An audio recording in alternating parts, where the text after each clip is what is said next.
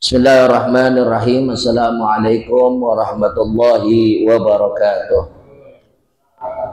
Alhamdulillah wa syukrulillah. Ya Rabbi israh li sadri wa yassir li amri wahlul 'uqdatam min lisani yafqahu qawli wa saddid lisani wahdi qalbi bihaqqi rasulika wa nabiyyika Muhammadin sallallahu alaihi wasallam. Amma ba'du. Al-mukarramun segenap para jamaah Majelis Taklim Masjid Jami Ar-Rahman, bapak-bapak, ibu-ibu, saudara sekalian yang saya hormati dan saya muliakan. Alhamdulillah wa syukrulillah, pada malam hari ini sebagaimana biasa setiap malam Selasa kita melanjutkan kewajiban kita yang lainnya setelah menunaikan sholat maghrib berjamaah, yaitu dengan mentakrir kitab dari Al-Habib Utsman bin Agil bin Yahya, yaitu Irsyadul Anam, yang kita sandingkan dengan kitab Safinatun Najah Syed Salim Al-Hadrami. Mudah-mudahan majelis taklim ini membawa keberkahan dan keridhaan Allah Subhanahu wa taala hingga hidup dan kehidupan kita lebih baik dan lebih baik lagi di hadapan Allah Subhanahu wa taala. Hari ini kita sudah sampai di halaman ke-6 Irsyadul Anam, yang baris ke-10 kalau nggak salah itu.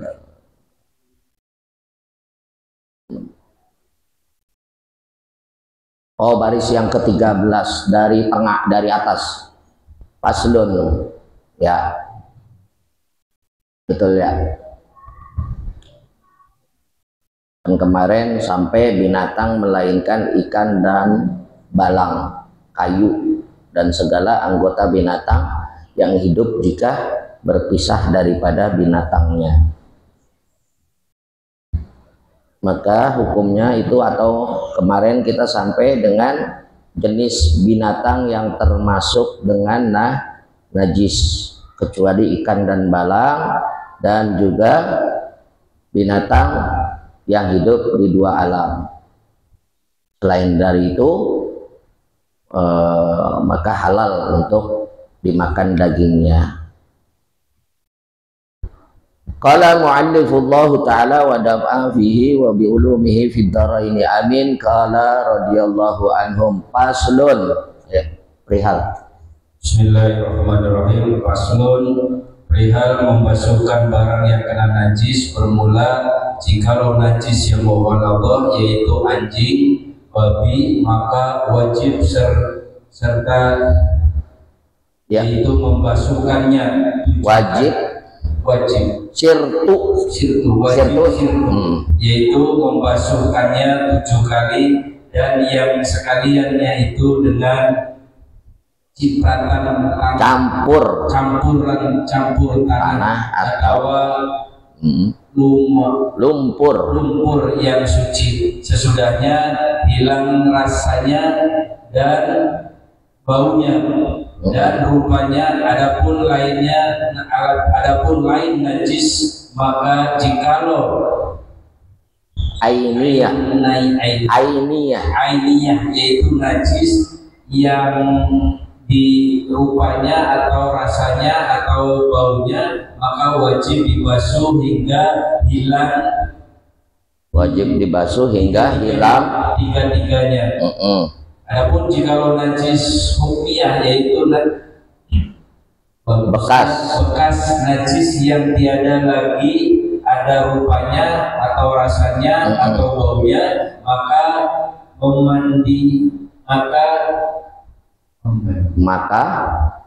memadai membasuhnya dengan menyiram air padanya. Sekali saja, yaitu karena air itu berjalan pada tempat najis itu adanya. Ya.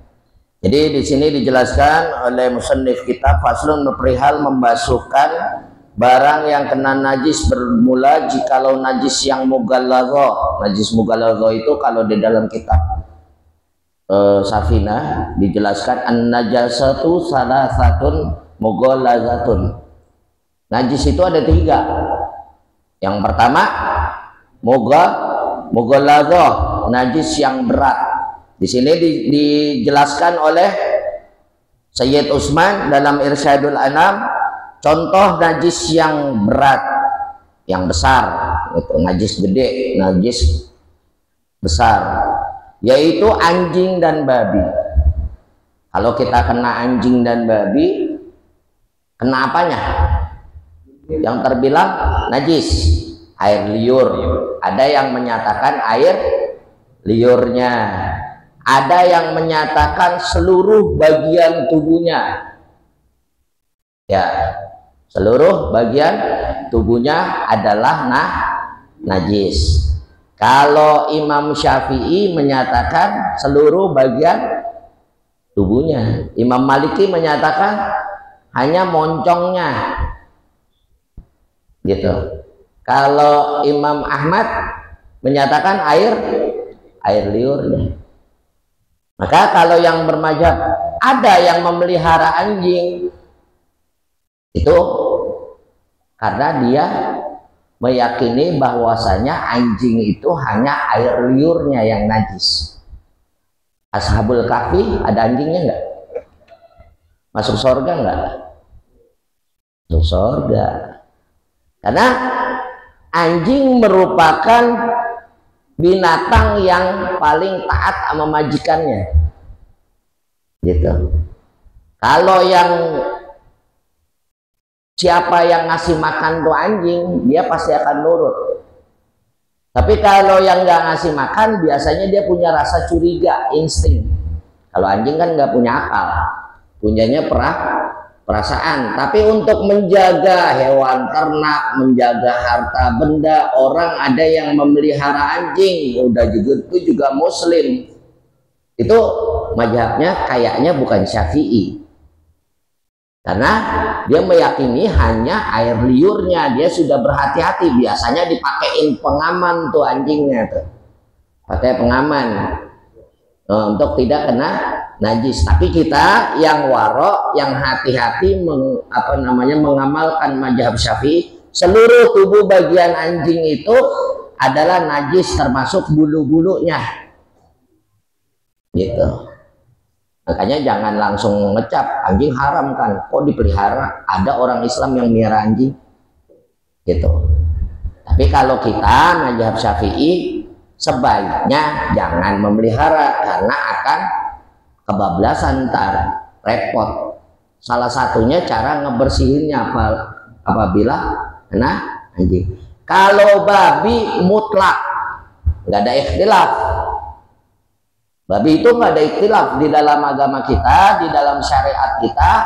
Dari seluruh anggota tubuhnya, zahir dan batin, luar dan dalam, itu babi haram. Sejarahnya babi Allah ciptakan itu zaman Nabi Allah Nuh alaihissalam.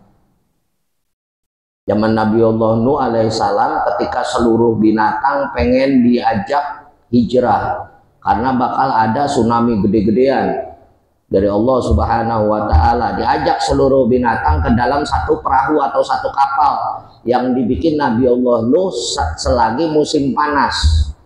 Tantangan, cobaan, dan ujiannya itu Nabi Allah Nuh mendapatkan cemoohan dari kalangan umatnya.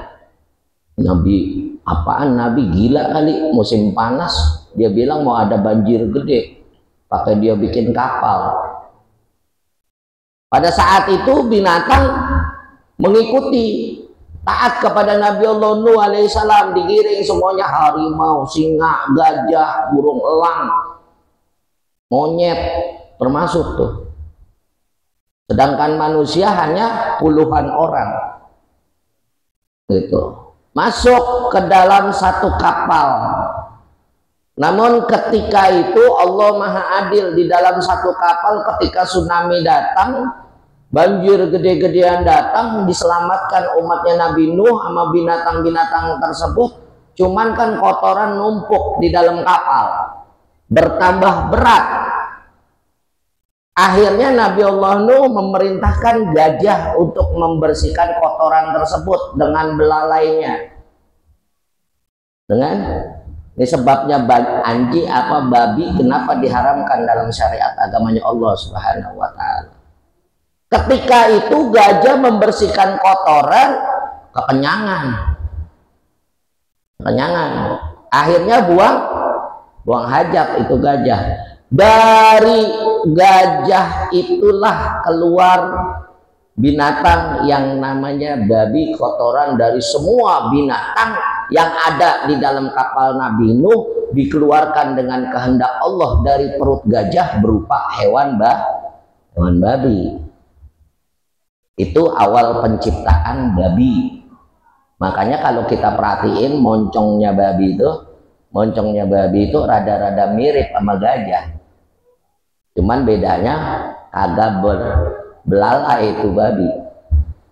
Maka karena sifatnya zatnya babi ini dari semua kotoran binatang yang dibersihin sama gajah, maka semuanya haram itu babi, udah mutlak dalam syariat agama kita, agama Islam.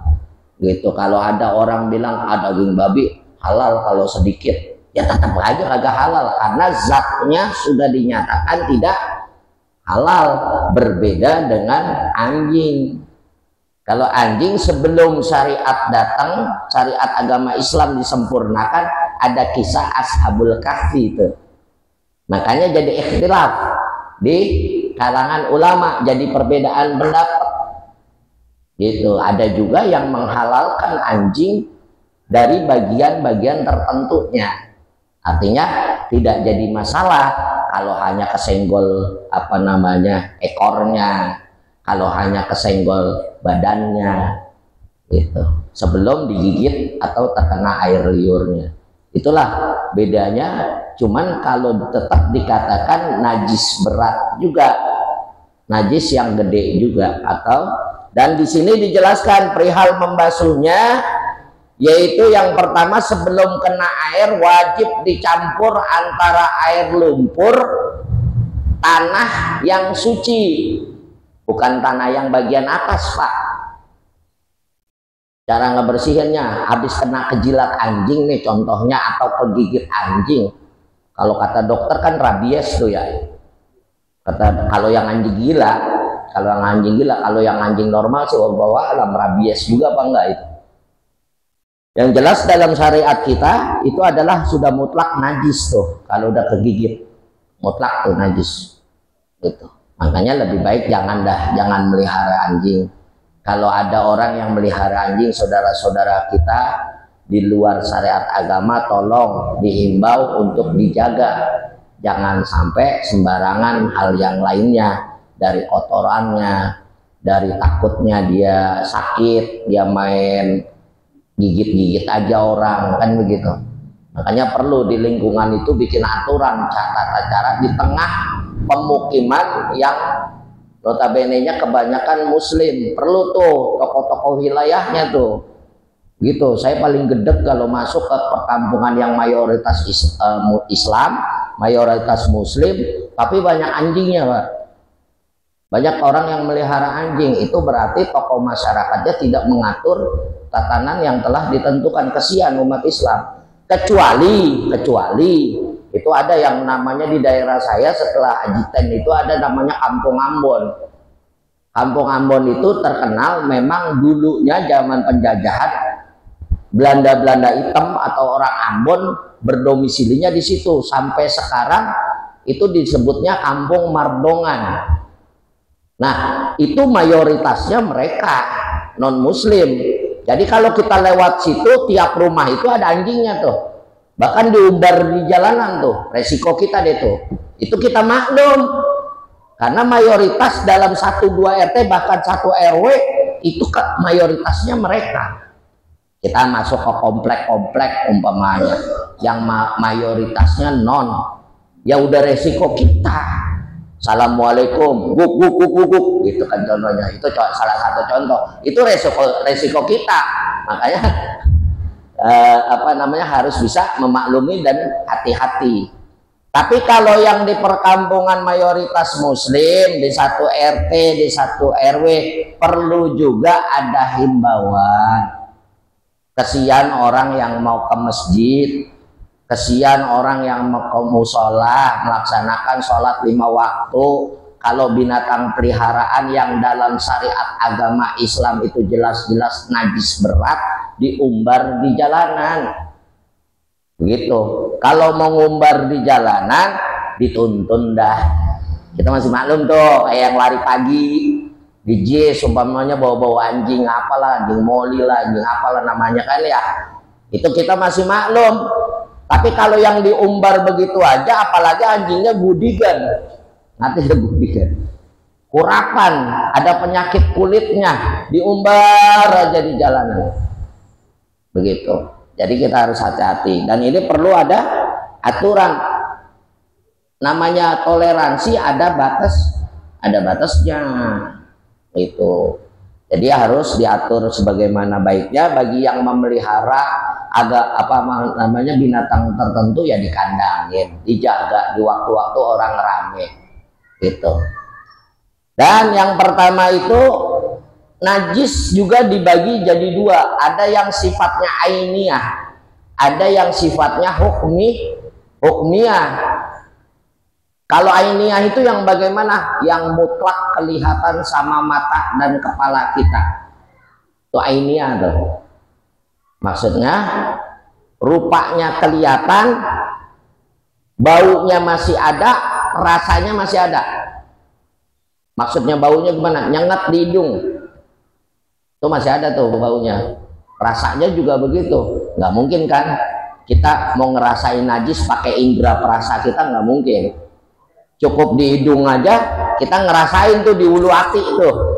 Ilah illallah, baunya nih bangke gitu contohnya ya. Ya itu udah pasti ngerasain kitanya, nggak perlu pakai lidah kita ngerasainnya yang namanya najis mah. Betul, kecuali kebuli. Kalau kebuli pakai lidah ada tuh ngerasainnya. Gitu. Nah, ini yang namanya najis ainiyah. Bagaimana najis yang hukmiyah? Yang dimaksud di sini, kalau najis ainiyah itu wajib hilang tiga-tiganya, rupanya hilang, baunya hilang, rasanya hilang. Contoh darah pada saat kita melaksanakan pemotongan hewan kurban. Di dalam umpamanya nanding atau narok yang sudah ditanding, ada cipratan atau bekas-bekas darah. Tuh hati-hati tuh, jangan sampai satu nempel ke tembok masjid. Walaupun ainiyahnya sudah gugur kita laksanakan pembersihannya, hati-hati dengan hukmiyahnya. Gitu, ada bercak. Makanya dijaga. Kalau di ubin mungkin barangkali masih gampang, paling masih ada awak-awaknya aja.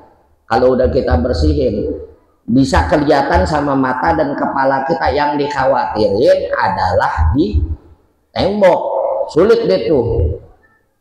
Gitu, lama tuh hilangnya. Meskipun udah nggak ada bau, nggak ada rasa, tapi masih ada bercak. Ini masih dihukumi sebagai najis. Makanya afdol nih ya, bukan berarti tidak boleh, selama kita bisa menjaga pada saat pelaksanaan pemotongan hewan kurban Idul Adha, kita naruh sesuatu yang sifatnya sekiranya bisa dihilangkan bau, rupa dan rasanya. Gitu. Tapi afdolnya jangan ditaruh di ruangan ibadah, ruangan utama. Serambi ya boleh, karena jarang orang yang sholat di masjid itu di serambi kalau nggak sifatnya darurat. Kalau di dalam ruangan dikhawatirkan seperti itu. Oh, saya yakin Ustadz itu pasti bisa hilang, nantinya kita berusaha. Nggak apa-apa, monggo, bagus, bukan berarti dilarang. Tapi kalau mau mencari keafdolan, lebih baik jangan ditaruh di dalam tempat ibadah yang utama. Itu lain kalau zakat fitrah. Kalau zakat fitrah kan beras, gitu, takutnya ditumpuk-tumpuk, ada hawa juga lama gitu. Tapi kalau nggak ada ruangan, ya mau nggak mau, karena kita harus melaksanakan gitu. Itu sifatnya di mahfu, artinya di dalam ruangan ibadah pun yang penting kita berusaha menghilangkan kriteria hilangnya najis tadi. Gitu. Kalau ada ruangan lain ya lebih baik kita gunakan ruangan lain untuk pelaksanaan itu tersebut, kegiatan tersebut gitu. Jadi untuk menjaga kewaraan kita, kehati-hatian kita dalam melaksanakan sekalipun kegiatan yang baik, kegiatan yang sifatnya ibadah, kalau memang masih bisa memenuhi syarat yang afdol, kita cari yang afdolnya gitu, daripada nantinya jadi mudorot. Karena yang namanya masjid, yang namanya musola itu yang masuk adalah Islam secara universal, Islam secara umum, pahamnya banyak. Ketika kalau kalangan kita sendiri doang mungkin memaklumi, kalau ada kalangan yang lain melihat ini ini masjid ini jorok amat, kan begitu. Ini musola kok jorok amat, ada bekas darah sebulan 2 bulan nggak diperhatiin, nggak hilang-hilang.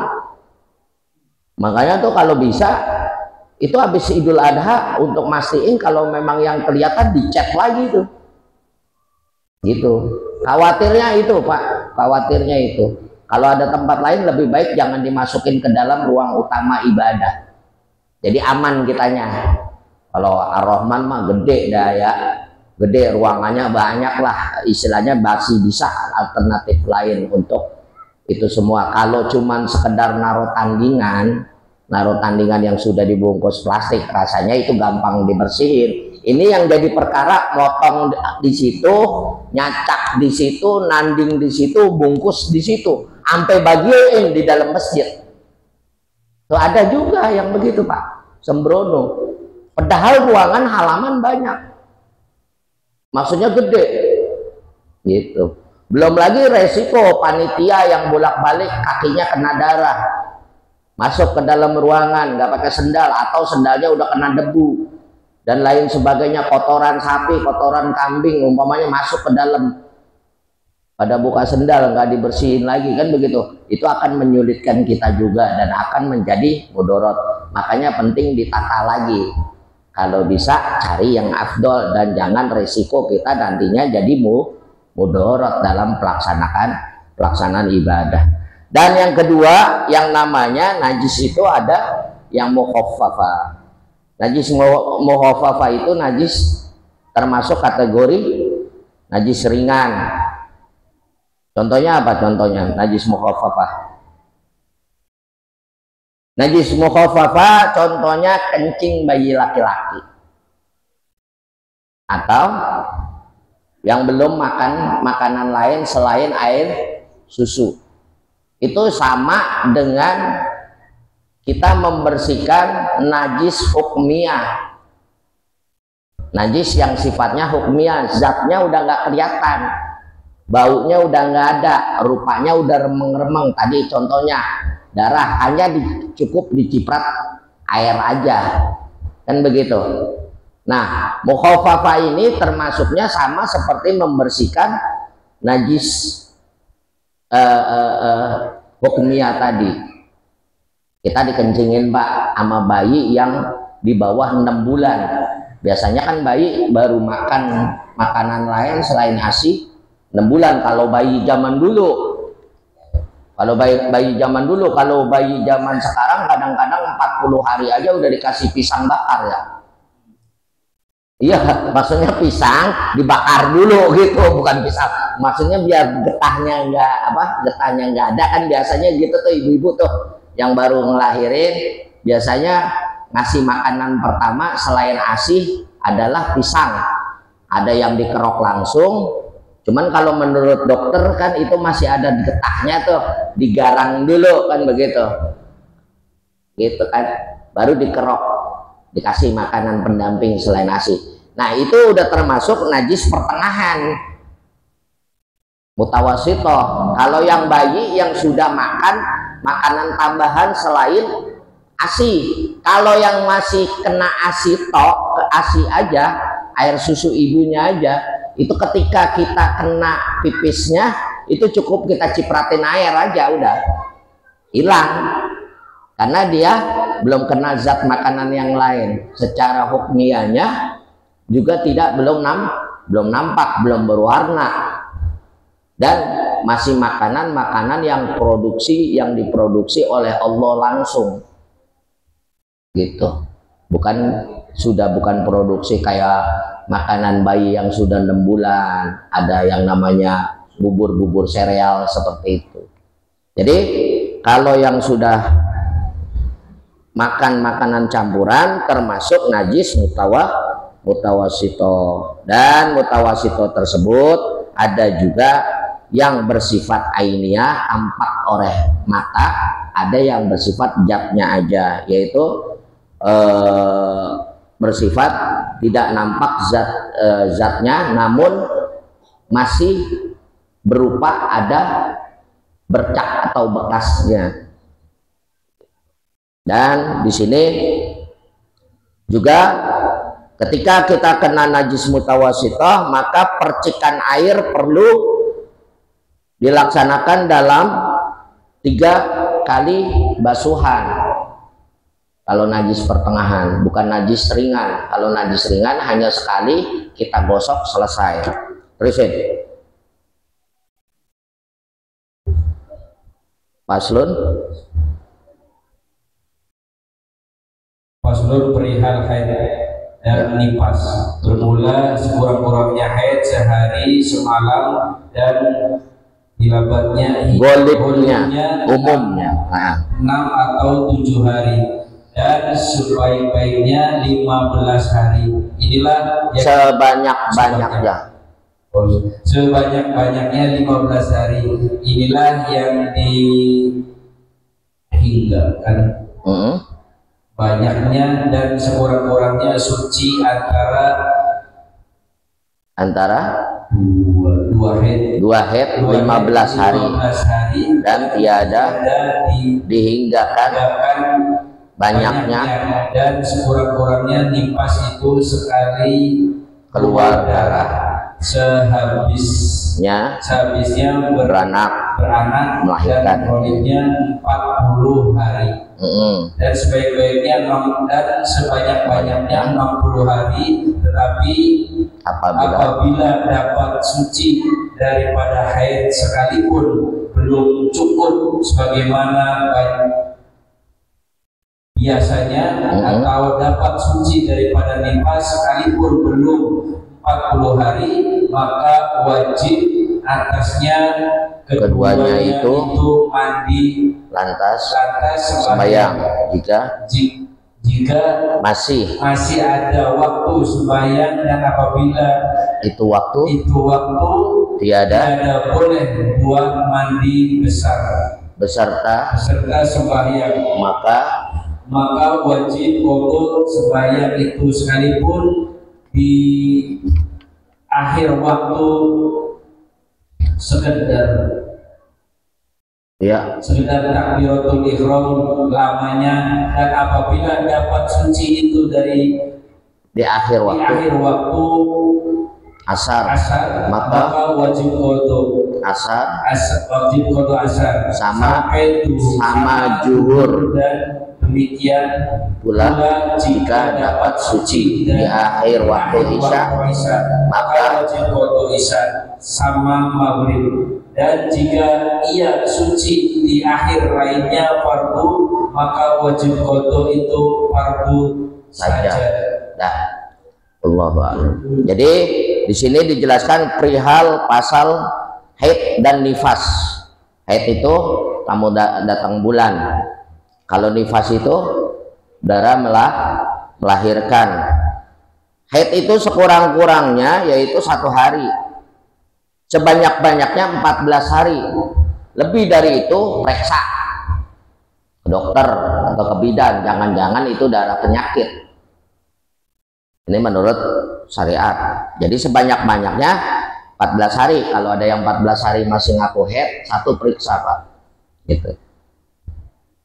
Yang tiada lagi ada rupanya. Perihal haid dan nifas, bermula sekurang-kurangnya haid 1 hari semalam, dan golibnya umumnya 6 hari atau seminggu. Lamanya itu 14 hari atau 15 hari. Di sini 15 hari. Inilah yang dihinggakan atau dijumlahkan banyaknya, dan sekurang-kurangnya suci antara 2 haid 15 hari dan tiada dihinggakan banyaknya, dan sekurang-kurangnya nifas itu sekali keluar darah saja, ada sekali keluar darah aja. Bahkan Siti Fatimah Zahra dia nggak dapat haid, makanya wanita paling suci. Fatimah Zahra pada saat melahirkan Hasan dan Husain itu tidak ada setetes darah nifas pun,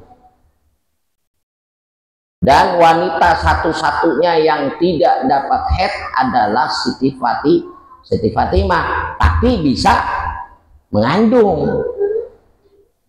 Nah ini makanya kenapa dalam silsilah atau nasab daripada Hasan dan Husain yang kita kenal dengan Juriyah Rasul, ahli bait Nabi, termasuk Juriyah Rasul, habaib, para habaib, karena keluar dari wanita yang paling suci, yang nggak pernah haid tapi bisa hamil, dan nggak keluar darah nifas. Beda. Makanya kalau orang ada yang menghinakan, apalagi sampai dengan membandingkan para Bani Alawi umpamanya, yang kita yakini mereka adalah Juriyatul Rasul. Dari mana? Dari kakek keturunan kita sudah mengajarkan seperti itu, guru-guru terdahulu sudah mengajarkan kita seperti itu. Kalau ada mujadid zaman sekarang, pembaharu zaman sekarang yang mengatakan bahwa itu bukan tidak tersambung kepada Juriyatul Rasul, bahkan sampai tega-teganya mencaci maki, beliau nggak sadar, berarti dia nggak ngaji, berarti gampangnya dia nggak ngerti bahwasanya keluar dari wanita suci, anak daripada Rasulullah Muhammad Shallallahu Alaihi Wasallam, dari Siti Fatimah, Hasan dan Husain keluar, terus jadi Juriyatul Rasul nasabnya. Kalau ada yang bilang, oh Siti Fatimah itu kan perempuan emang apa salahnya? Kita punya anak perempuan, Pak, binnya bin kita bukan? Tetap bin kita. Fatimah binti Muhammad Shallallahu Alaihi Wasallam. Terus berarti terputus dong nasabnya, karena nasabnya itu dari laki-laki. Tidak juga. Fatimah nikah dengan siapa? Kayaknya semua orang Islam tahu, Sayyidina Ali radhiyallahu. Ali itu anaknya siapa? Sayyidina Ali anaknya Abi Thalib. Abi Thalib itu siapanya Rasulullah Muhammad Sallallahu Alaihi Wasallam? Pamannya, saudara sepupu Rasul. Berarti masih masuk nasabnya. Kan ada Pak, saudara-saudara kita di sono yang notabene-nya katanya Islam, tapi ingkar kepada Juriyatul Rasul. Bahkan menyatakan bahwa tidak ada itu Rasulullah, nasabnya terputus. Gitu. Jadi ini yang perlu kita pahami. Kita yang sederhana aja, analogi kita yang sederhana aja, bahwasanya Rasulullah sambung nasabnya masih ada. Dan kita yakini Fatimah menikah sama Sayyidina Ali yang adalah bukan orang lain, sepupu dari Rasulullah. Meskipun katanya nasab itu dari laki-laki, berarti Sayyidina Ali itu lebih daripada nasabnya Rasulullah Shallallahu Alaihi Wasallam, ditambah lagi, diperkuat lagi dengan Fatimah binti Muhammad Shallallahu Alaihi Wasallam. Sudah, pemahaman kita sampai di situ aja. Artinya kita meyakininya dengan cukup keyakinan yang tersebut saja. Lahir Hasan dan Husain, yang dipermasalahkan terus yang ke bawahnya. Kita nggak perlu dah pusing-pusing masalah itu. Wallahu a'lam bishawab. Mudah-mudahan kita semua mendapatkan taufik dan hidayah dari Allah Subhanahu wa taala, dan pengalaman kita, ilmu kita tak bertambah-tambah menjadi keberkahan buat kita sekalian, dan juga mudah-mudahan bisa menyelamatkan kita dari siksa dan bala bencana dari Allah Subhanahu wa taala, dan bisa membawa kita mati dalam keadaan husnul khatimah biniyati. Ada yang mau nanya?